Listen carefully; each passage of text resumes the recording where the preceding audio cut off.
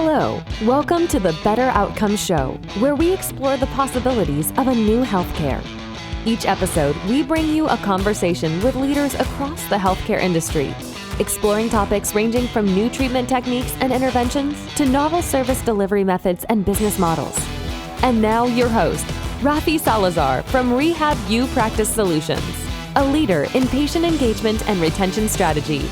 Let's explore the possibilities of a new healthcare. Hey everybody, welcome to another episode of the Better Outcomes Show. If you're new, thanks for being here.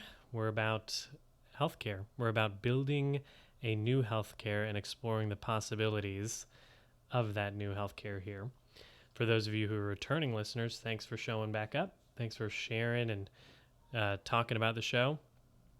I wanted to talk to you today about an email I received regarding a piece that I had written back in 2019 about leading patient engagements. So I don't have an interview or anything like that lined up for you. It's just me and my mic.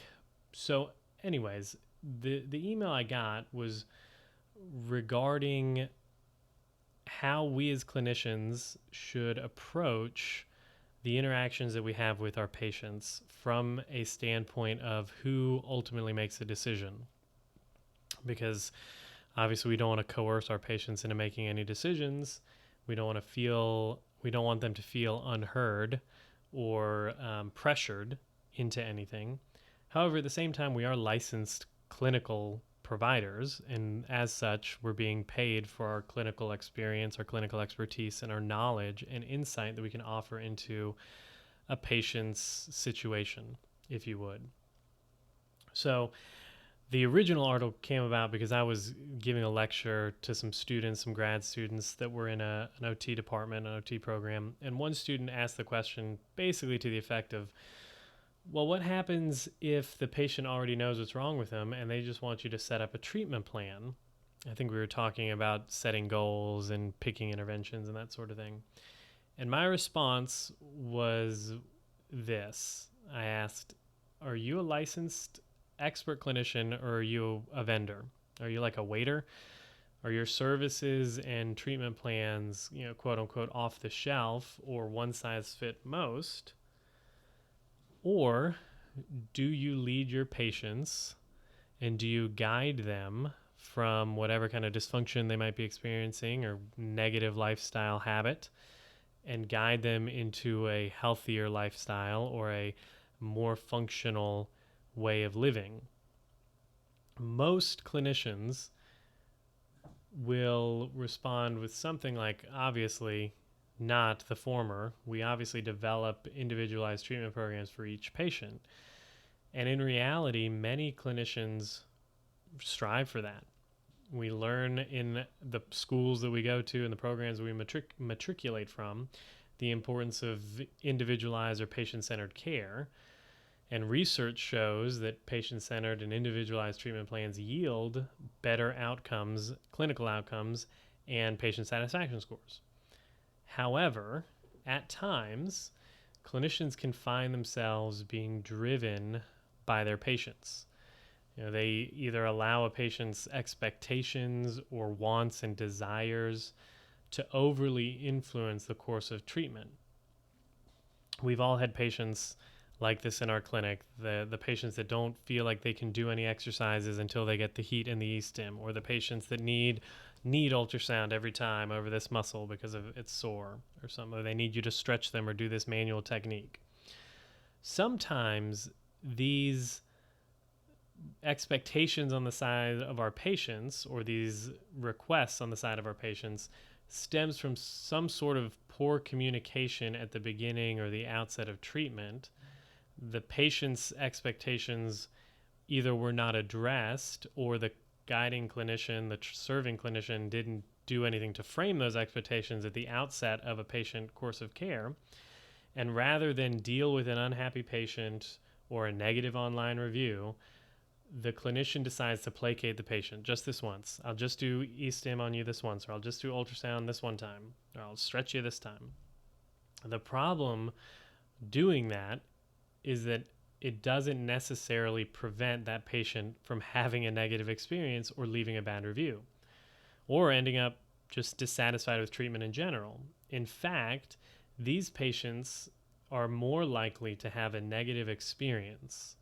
And the reason I say that is because by allowing them to take the leadership role, by dictating to you, the clinician, what was going to happen, whenever that leadership role needs to be taken back, they become upset and frustrated.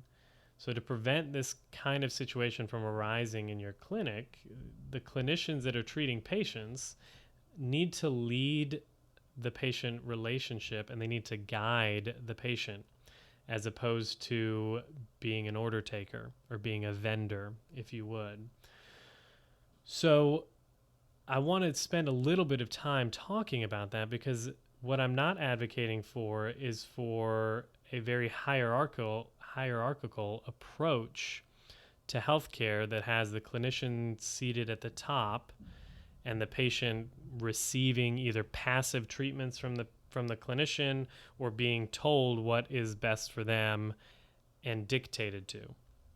So there is a balancing act that needs to take place.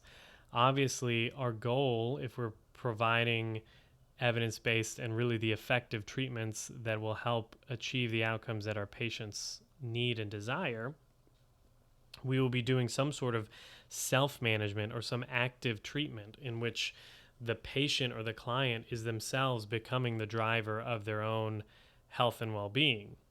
So that is different than this old biomedical model that had the clinician, usually a physician of some sort, at the top dictating to the patient what the treatment plan was going to be. So I'm not advocating for that. What I am advocating for is that clinicians do not abdicate their responsibility to act as guides in this process with the patient. This idea came from a book that I read called The Business of Expertise by David C. Baker. And he describes in the book the differences between what an expert is and what a supplicant is. I love the way he writes about it.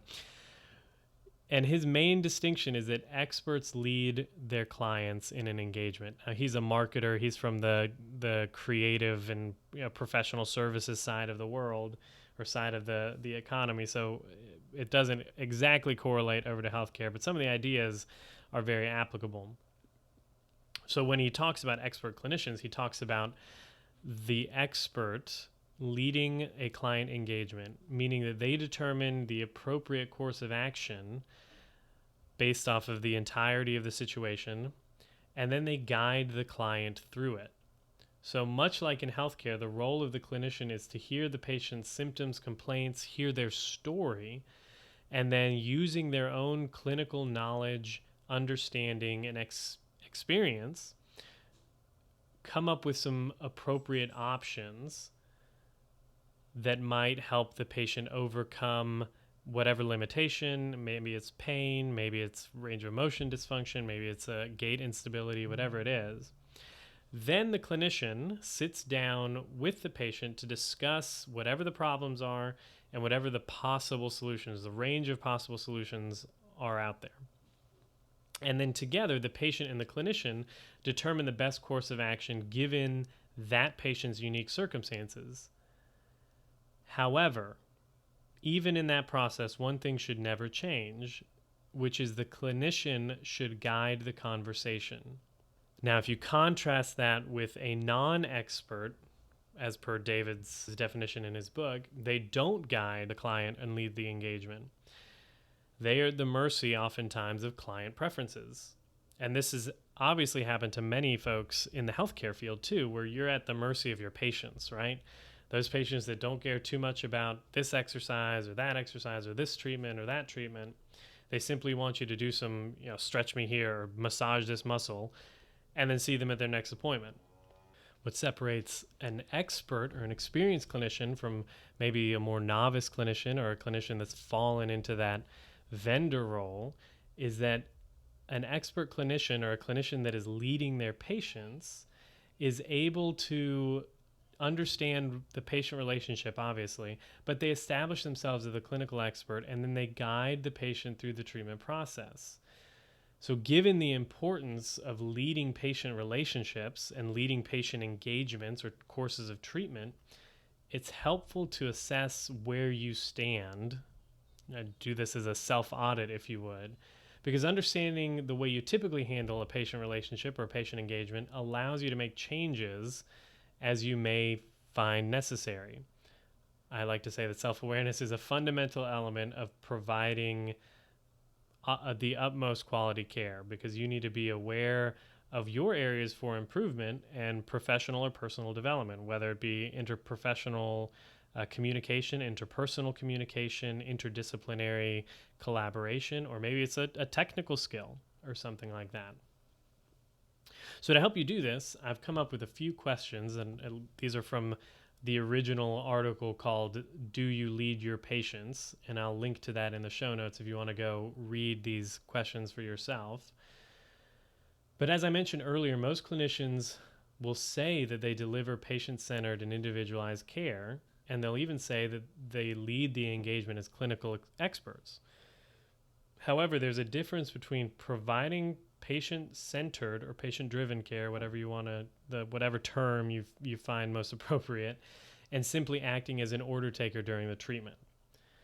In fact, as a licensed clinician, I will always tell this to my students at the university or to clients that I teach or work with, that it's your professional and ethical responsibility to make sure you are intentionally guiding and leading your patients throughout the treatment process. So this helps you reevaluate yourself and your practices to make sure that you're living up to your professional responsibility to direct and lead the patient relationship and plan of care. So here are those questions to ponder, to write down in your notebook, whatever your method is for processing, and evaluate whether there is room for improvement or areas that need to be addressed in the way you handle or the way you approach a patient course of care or a patient engagement.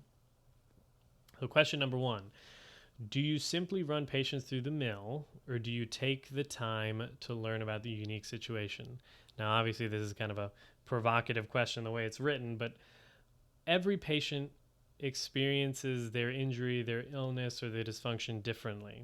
That's why if you go to episode 1 of the Better Outcomes show, or if you've read the manifesto on the website, step 1 is taking a biopsychosocial approach to your treatment delivery.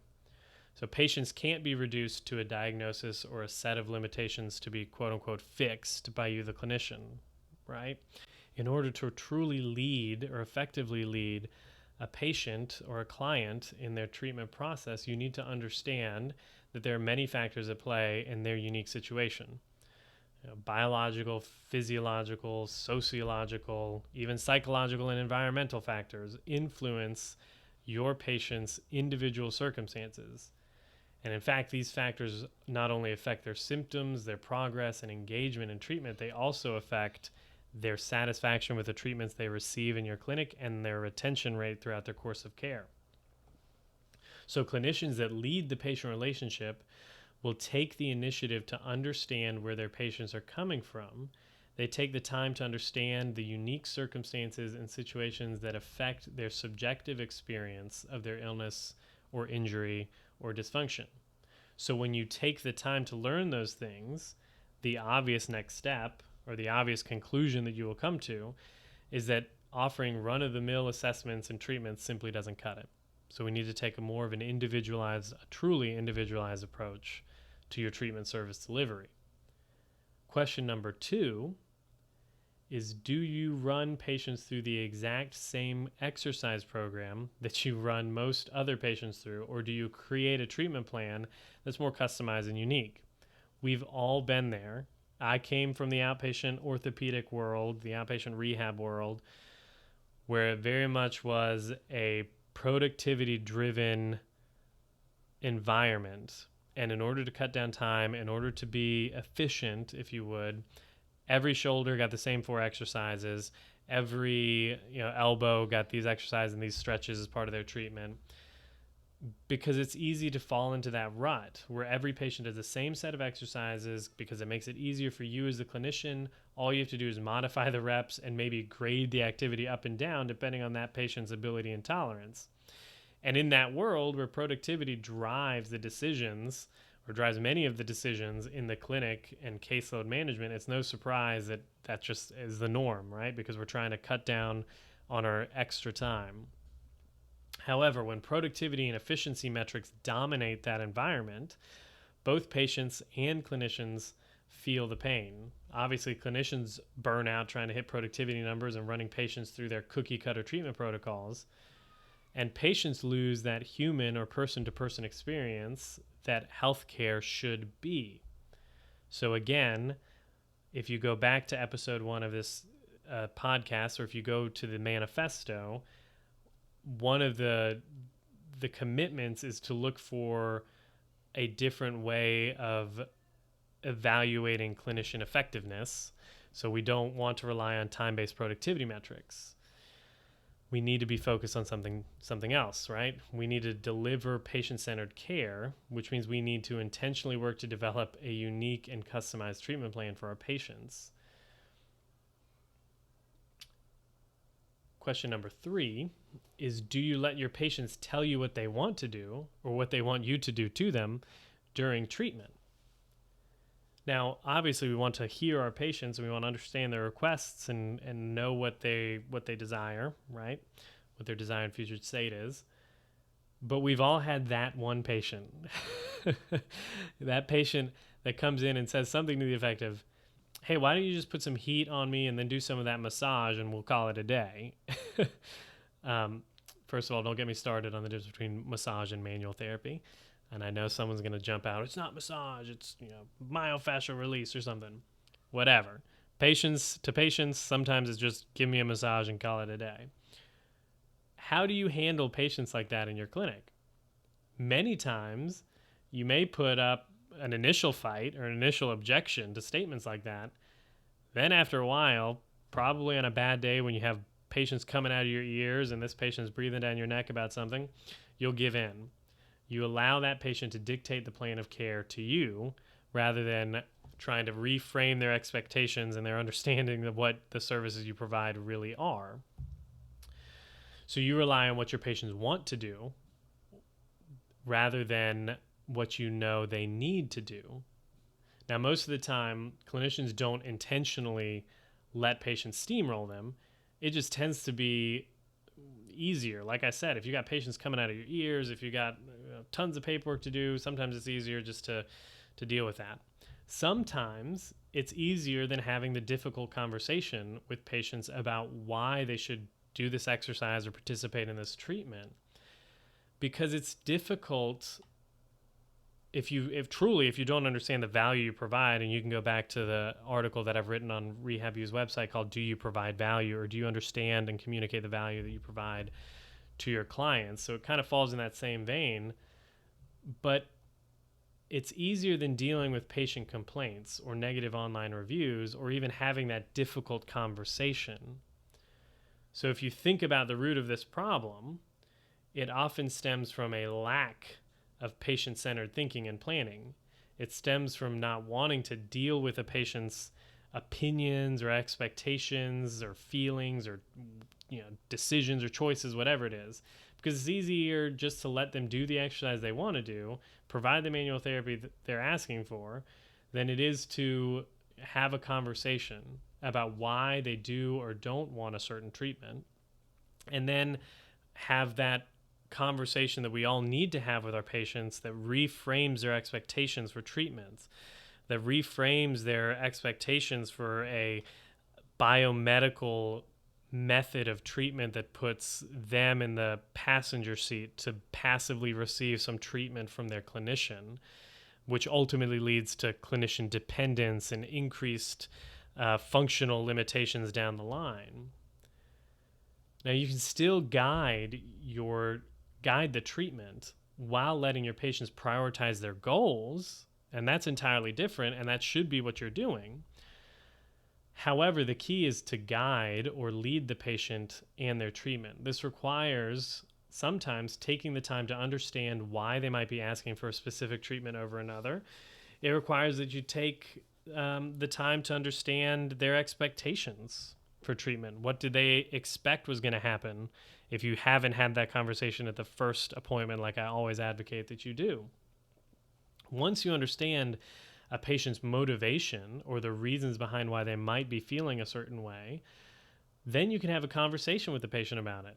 It may require that you provide some instruction or education about the types of treatments that you're providing. Again, going back to the value that you provide and working that into the conversation.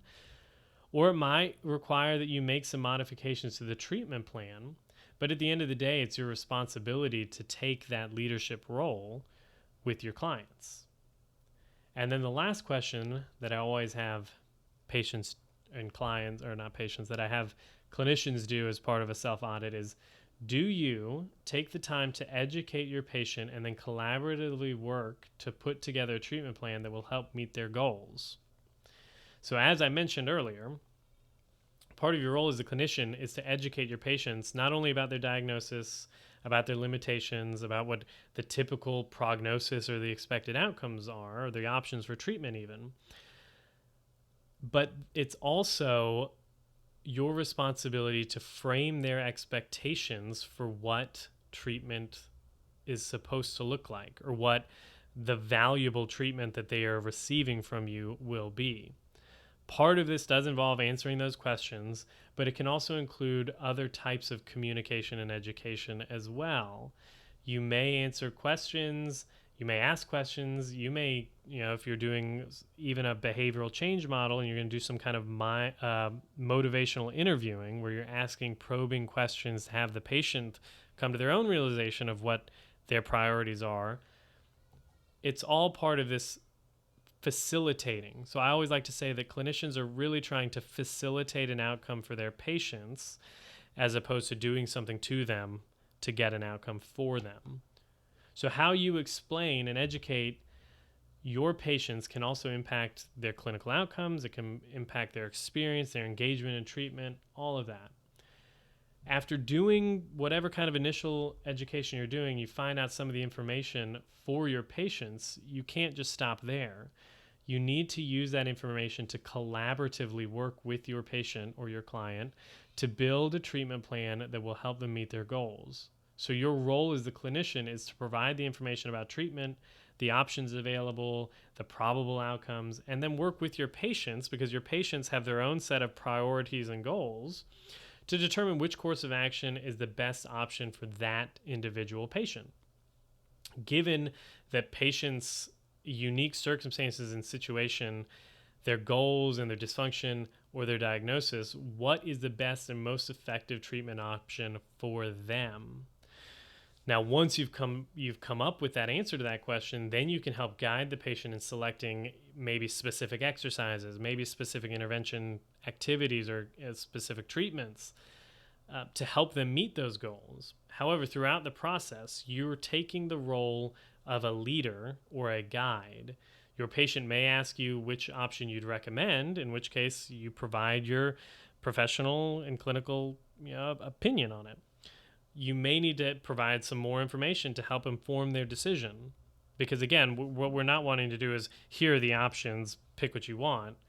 We want to help our patients from a point of, in a position of understanding their situation and the options available, make the appropriate decision. So sometimes that requires that we have a little bit more time dedicated to educating or to making sure their questions are answered and they fully understand.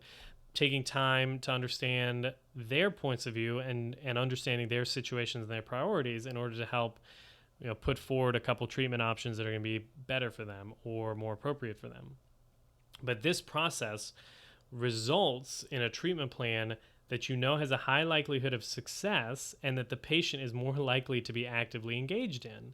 Because at the end of the day, if the patient feels that you've taken the time to listen to them, that you've heard their story, that you understand their situation, and that you've taken the time to hear what their priorities are, what their goals are, and then you've helped them craft a treatment plan that helps them achieve those goals, they're going to be all about wanting to participate. They're going to see the benefit. They're going to see the applicability to their own lives and their own day-to-day routines, and they're going to be more engaged throughout the treatment process.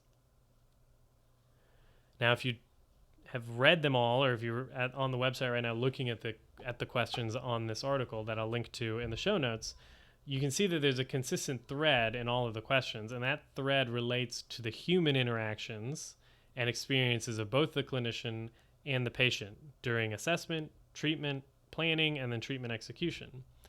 As I am very fond of saying, healthcare is a human experience.